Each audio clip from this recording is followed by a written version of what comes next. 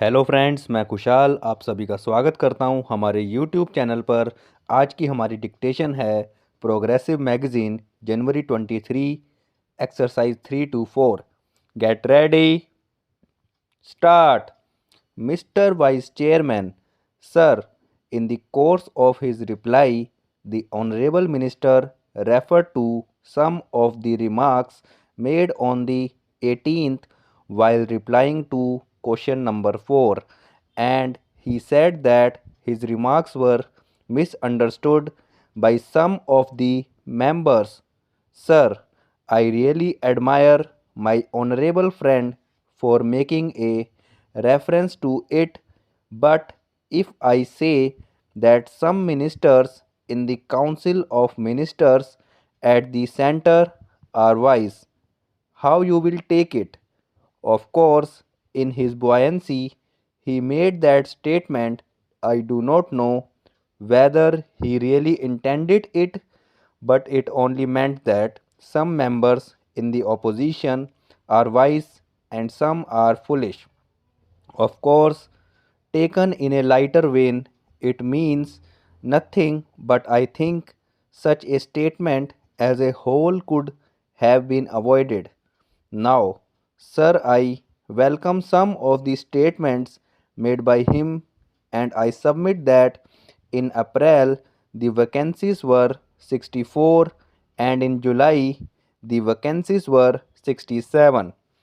According to his own analysis of the disease of arrears and pendency of cases in the Supreme Court and in the High Courts, the judge strength was less and therefore this backlog is there. Now, the pendency as on 31st December 1987 was 5.5 lakhs. It has now exceeded 6 lakhs. On that day, in the Delhi High Court, the pendency was 2000 odd. Now, the pendency is over 25,000. The sanctioned strength of the Delhi High Court is 18 permanent judges and 3 additional judges. The Delhi High Court has 5 service judges, out of whom 2 are from outside. In principle, I have no objection to judges being brought from other states, but of the 5 service judges, at least 2 are to be from outside. That means 3 are from Delhi. The judges from the subordinate judiciary do not get any chance of promotion. I have worked it out and I find that promotion is given to only about 40% of the judges from the service cadre. Therefore, they do not have the necessary incentive. I think something has to be done in this regard also to give proper incentives to the judges from the subordinate judiciary. If among the subordinate judiciary there are efficient and competent people, they should be promoted as High Court judges.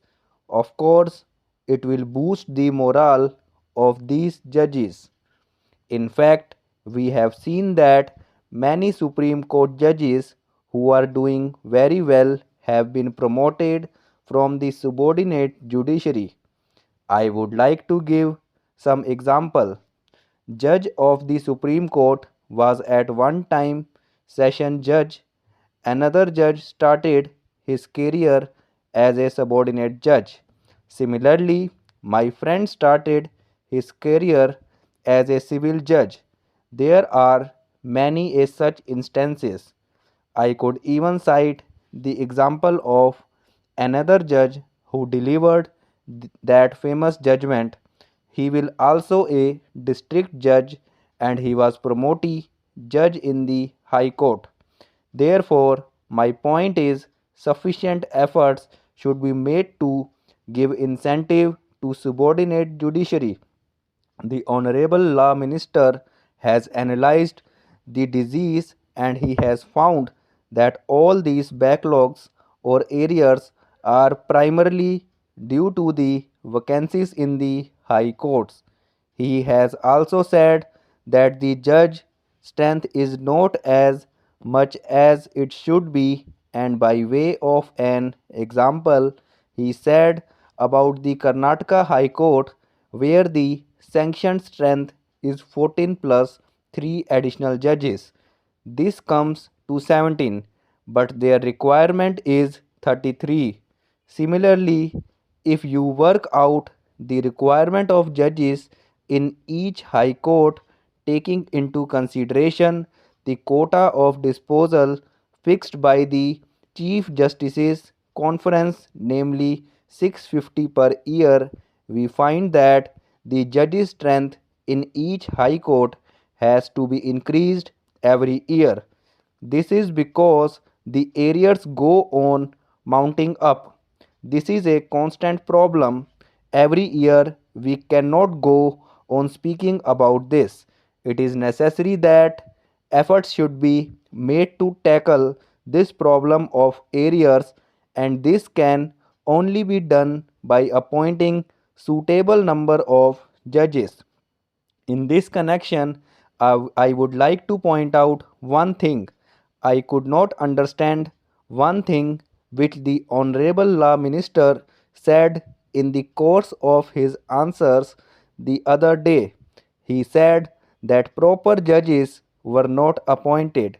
I could not really understand what he meant by the words proper judges. For the appointment of judges, there is a specific provision in the Constitution. Certain minimum qualifications must be there. Firstly, a recommendation is made by the state government in consultation with the Chief Justice of the concerned High Court. Then the appointment is made. All this is known to the Honorable Law Minister. The same procedure has been followed.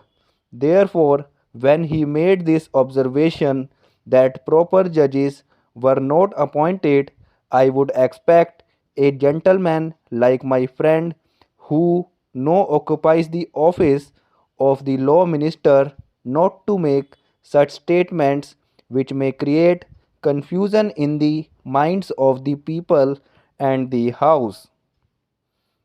Thanks for watching this video.